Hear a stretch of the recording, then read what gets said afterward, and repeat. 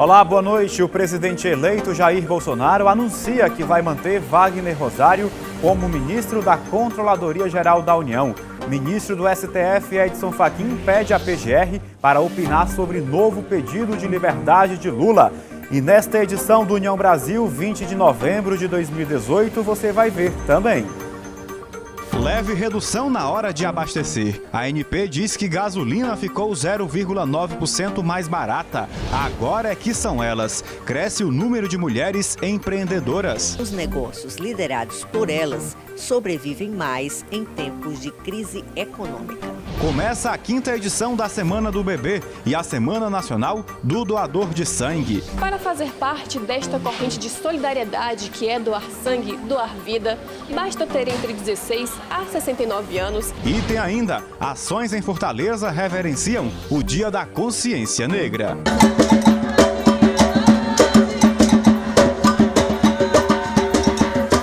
Isso e muito mais a partir de agora no União Brasil, que já está no ar.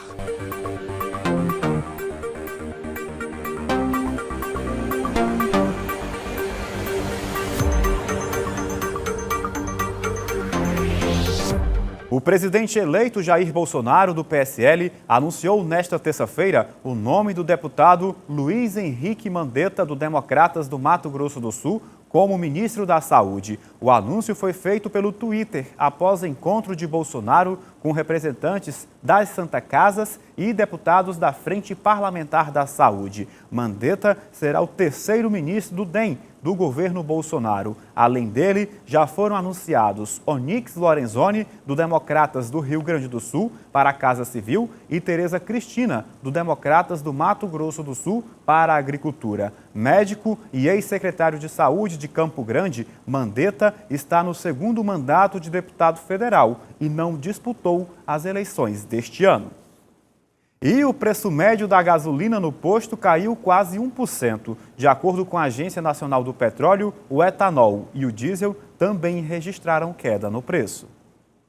O preço médio da gasolina nos postos do Brasil recuou 0,9% na última semana, saindo de R$ 4,65 por litro para R$ 4,61, com queda também nas cotações do diesel e do etanol. O movimento segue aos cortes anunciados pela Petrobras nas cotações da gasolina em suas refinarias na semana passada, em meio a um recuo nos preços do petróleo no mercado internacional por preocupações com o enfraquecimento da demanda global. Com a baixa das refinarias, o valor médio da gasolina da Petrobras nas refinarias brasileiras tocou na semana passada o menor nível desde 21 de março. No diesel, o combustível mais consumido do Brasil, houve recuo de 0,54% por litro na semana de 11 a 17 de novembro. Já o etanol hidratado, concorrente da gasolina nas bombas,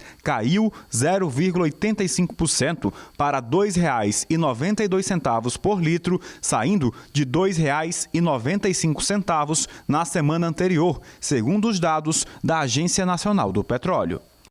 Atenção, estudantes do FIES. O prazo para a renovação de contratos acaba na próxima sexta-feira. Ao todo, mais de 800 mil aditamentos devem ser realizados. Quem conta pra gente é a Lígia Xavier, direto da nossa redação. Boa noite, Lígia.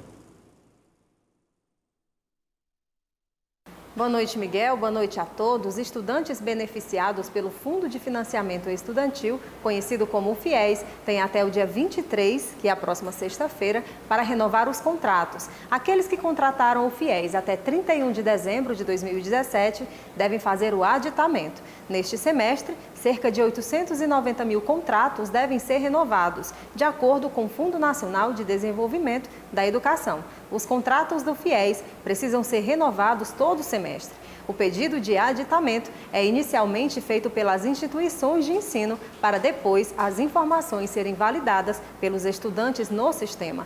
Caso o aditamento tenha alguma alteração nas cláusulas do contrato, o estudante precisa levar a nova documentação ao agente financeiro, seja ele o Banco do Brasil ou a Caixa Econômica Federal, para finalizar a renovação.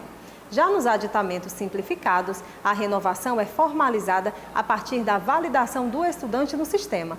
Os estudantes que aderiram ao novo FIES e contrataram o financiamento em 2018 devem seguir o cronograma da Caixa, que é o agente operador do novo FIES. Segundo a Caixa, aproximadamente 50 mil estudantes assinaram contratos do novo FIES no primeiro semestre de 2018, que tem modalidades de acordo com a renda familiar. O prazo para esses estudantes vai até 30 de novembro. O aditamento é feito no sistema da Caixa. A modalidade FIES tem juros zero para os candidatos com renda mensal familiar per capita de até 3 salários mínimos. Nesse caso, o financiamento mínimo é de 50% do curso, enquanto o limite máximo semestral é de 42 mil e é bancado pelo governo. Eu volto com você aí no estúdio. Obrigado, Lígia, pelas informações. E este mês é o mês mundial do empreendedorismo feminino. A data foi estabelecida pela Organização das Nações Unidas, a ONU, para debater os desafios das mulheres no mercado e propor uma reflexão social do papel delas na sociedade. Aqui no Brasil, dados do Sebrae já apontam avanços nesse sentido. Todo dia, durante a semana, Cláudia faz a mesma travessia para vender picolés em frente à Escola Maria Esté, no bairro Serrinha, em Fortaleza. Mas isso há 4 meses, porque antes ela trabalhava numa empresa de contabilidade. Após a demissão, decidiu trabalhar por conta própria. Eu tinha 2 objetivos. Primeiro, honrar com meus pagamentos. E segundo, eu queria fazer algo que eu pudesse levar mais alegria às pessoas. E picolé eu acho que agrada a todo mundo. Dificilmente uma pessoa não vai gostar, né? Vem crescendo o número de mulheres empreendendo no Brasil. Hoje, quase metade das empresas do país são comandadas por elas. Além disso, entre os anos de 2005 e 2015, a participação feminina no empreendedorismo cresceu mais que 15%, saltando de 6,9 milhões para 8 milhões. Os índices revelam também que em 10 anos a participação das mulheres no total de empreendedores cresceu de 30,7% em 2005 para 31,6% em 2015 em todo o território nacional. Outro dado relevante da pesquisa é que os negócios liderados por elas sobrevivem mais em tempos de crise econômica. Por característica própria, né, a mulher, quando ela se lança em um negócio, ela não quer perder. Então, ela quer ir com o pé no chão, ela não vai arriscar tanto. Então, por conta disso, ela consegue planejar melhor esse negócio, tá? Ela não quer dizer que foi uma perdedora. Então, na hora que ela decide empreender, ela vai buscar conhecimento, vai se planejar. Elas costumam planejar mesmo. Veja o exemplo da Cláudia. Antes de começar as vendas de picolés, ela pensou em tudo. No nome da marca, com uma pegada mais regional, na produção caseira com a ajuda da família e no investimento inicial. Tanto é que vem dando muito certo. Eu sempre tive um pensamento positivo de que iria dar certo. E se eu não acreditar em mim, quem é que vai acreditar? Mas em contrapartida são os homens que ainda detêm a maior parcela do mercado nacional.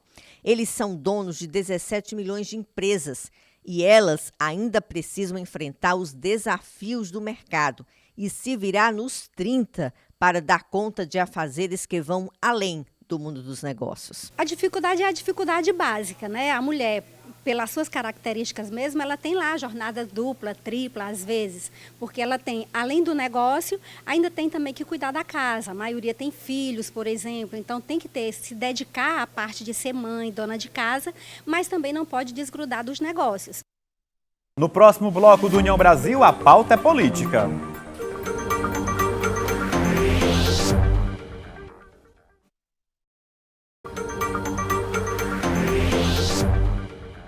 Estamos de volta. Governo Bolsonaro. Roberto Castelo Branco vai presidir a Petrobras. Futura ministra da Agricultura diz que não é parceira da JBS. Sérgio Moro se reúne com delegados. Assuntos para a pauta é política. A assessoria do futuro ministro da Economia, Paulo Guedes, confirmou que o economista Roberto Castelo Branco aceitou o convite para presidir a Petrobras no governo de Jair Bolsonaro, do PSL. Castelo Branco tem pós-doutorado pela Universidade de Chicago e ocupou cargos de direção no Banco Central e na mineradora Vale. Passou pelo Conselho de Administração da Petrobras e é diretor do Centro de Estudos em Crescimento e Desenvolvimento Econômico da Fundação Getúlio Vargas. Ao longo da campanha presidencial, o economista esteve próximo de Guedes e Bolsonaro e faz parte da equipe de transição. Castelo Branco deve substituir o atual presidente da estatal, Ivan Monteiro, que permanece no cargo até a nomeação do economista. Já Jair Bolsonaro afirmou nesta segunda-feira que parte da Petrobras pode ser privatizada. Ele deu a declaração ao ser questionado sobre o assunto durante uma entrevista no Rio de Janeiro. Ainda na campanha eleitoral, Bolsonaro afirmou que privatizará a Petrobras se não tiver solução. Já a deputada federal Tereza Cristina, do Democratas do Mato Grosso do Sul, futura ministra da Agricultura do governo Bolsonaro, afirmou em entrevista que não é parceira da JBS e que não concedeu benefícios fiscais à empresa. Segundo reportagem publicada pelo jornal Folha de São Paulo ontem, a deputada concedeu incentivos fiscais à empresa JBS quando era secretária do Agronegócio de Mato Grosso do Sul, ao mesmo tempo em que mantinha um negócio pecuário com o grupo. A deputada divulgou uma nota sobre ter supostamente concedido o benefício fiscal à empresa. Tereza Cristina afirmou que o benefício era normal e que foi concedido pelo governo do estado e não por sua pasta diretamente. Ainda de acordo com a futura ministra, ela nunca recebeu doação da empresa de maneira direta. O futuro ministro da Justiça, Sérgio Moro, se reuniu com integrantes da equipe de transição. Moro almoçou no Centro Cultural Banco do Brasil, onde funciona o gabinete de transição com 2 delegados da Polícia Federal que atuaram na Operação Lava Jato. A delegada Érica Malena e o ex-superintendente da PF do Paraná, que estão auxiliando na transição. Moro foi questionado sobre a possibilidade de definir ainda nesta semana o nome do futuro diretor-geral da PF. Ele disse que talvez faça a escolha nos próximos dias. E com o fim da parceria com Cuba no programa Mais Médicos, o Ministério da Saúde do Brasil vai abrir seleção para preencher vagas dos profissionais cubanos. Quem conta pra gente é a Lígia Xavier, direto da nossa redação. Boa noite, Lígia. Boa noite, Miguel. Boa noite a todos. Com a saída dos médicos cubanos do programa Mais Médicos, o Ministério da Saúde informou que fará ainda este mês a seleção para contratar profissionais brasileiros em substituição aos cubanos que fazem parte do programa. A pasta finalizou ainda na última sexta-feira a proposta de edital para preencher 8.332 vagas deixadas pelos cubanos. A expectativa do Ministério é que os médicos brasileiros selecionados nesta nova etapa comecem a trabalhar nos municípios imediatamente após a seleção, o que deve ocorrer ainda este ano. O presidente da Confederação Nacional dos Municípios, Glademir Harold, divulgou nota na qual ressalta a preocupação dos prefeitos de cidades com menos de 20 mil habitantes com a saída dos profissionais cubanos. A entidade alerta que é preciso substituí-los sob o risco de mais de 28 milhões de pessoas ficarem desassistidas.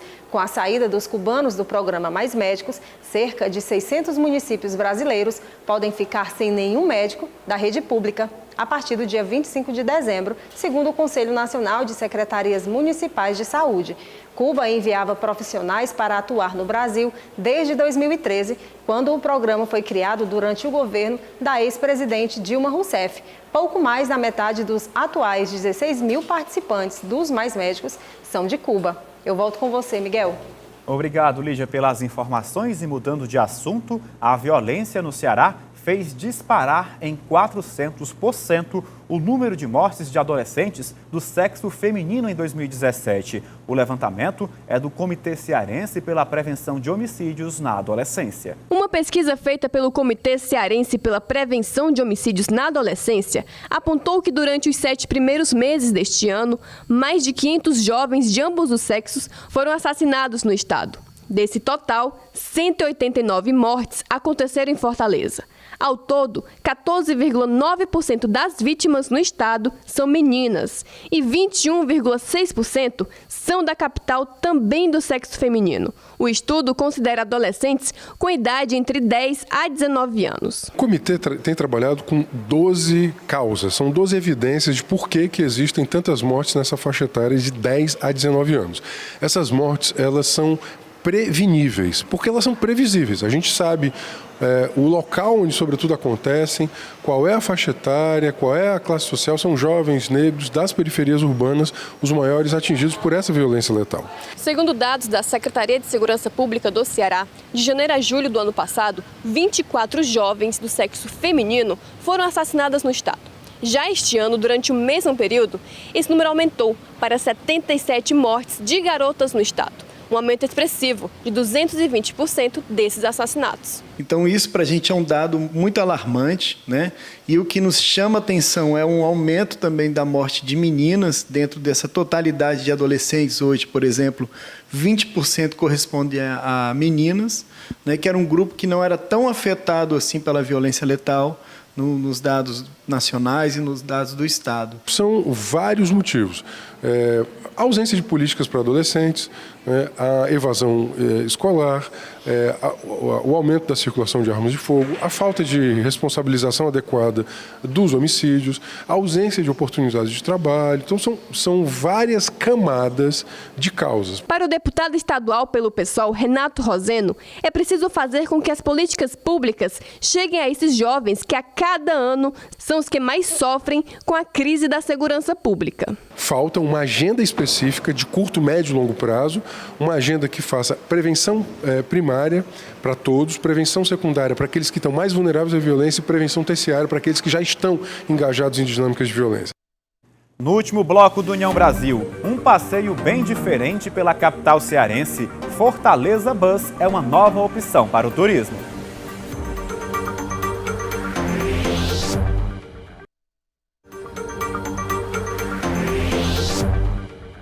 Novidade no turismo de Fortaleza. Ônibus turísticos de 2 andares começaram a circular na capital. A linha Fortaleza Bus é operada por uma empresa de turismo e transporte de Salvador. O projeto é resultado de uma parceria público-privada. A repórter Fernanda Aires e a cinegrafista Cibele Gomes fizeram um passeio. Veja na reportagem.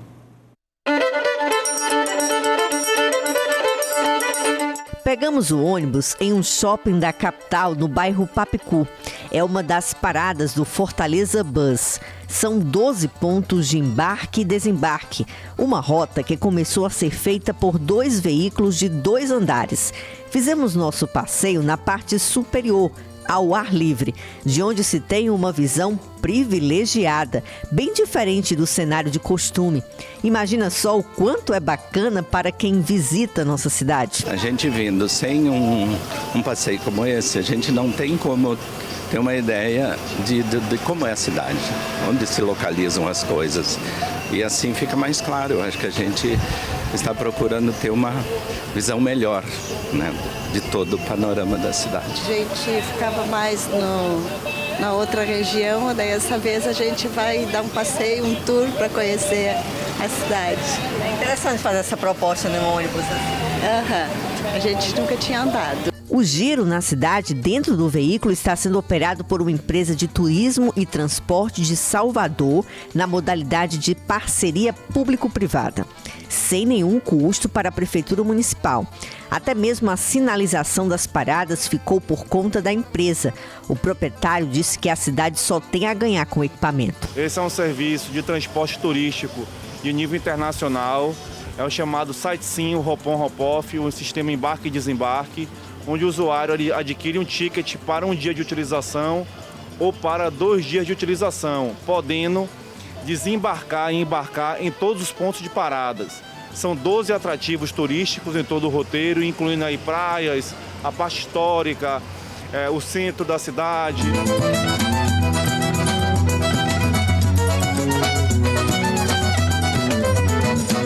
As passagens custam R$ 65,00 para adultos. As crianças e os idosos vão pagar R$ 55,00 pelo passeio. Para o secretário de Turismo do município, o objetivo do Fortaleza Bus é conectar a cidade, unindo vários espaços em roteiros turísticos. O turista, os fortalezenses, cearenses que se sinta convidado a ir passear no ônibus, tem a possibilidade de fazer as conexões, as paradas, e se conectarem também com outros produtos turísticos. Ou seja, parar numa barraca na Praia do Futuro, ir a um shopping, ao comércio, fazer um passeio no Parque do Cocó. Então, através de uma grande volta, podendo descer e subir quantas vezes quiser ao longo do dia, o turista vai conhecer com certeza mais a cidade de Fortaleza. O trajeto de 24 quilômetros passa por diversos pontos turísticos de Fortaleza e dura cerca de 1 hora e 20 minutos. A proposta é que o serviço atenda aqueles que estão de visita em Fortaleza e também quem tem a cidade como ponto de partida para outros destinos do Ceará. Mas os fortalezenses também podem apreciar uma vista diferenciada da cidade no passeio. Os pontos de vendas estão em hotéis, agências de viagens, além dos próprios veículos. Funcionaremos aí durante todo o ano para receber os turistas e também convidar os próprios fortalecenses para conhecer a Fortaleza a bordo do Fortaleza Bus.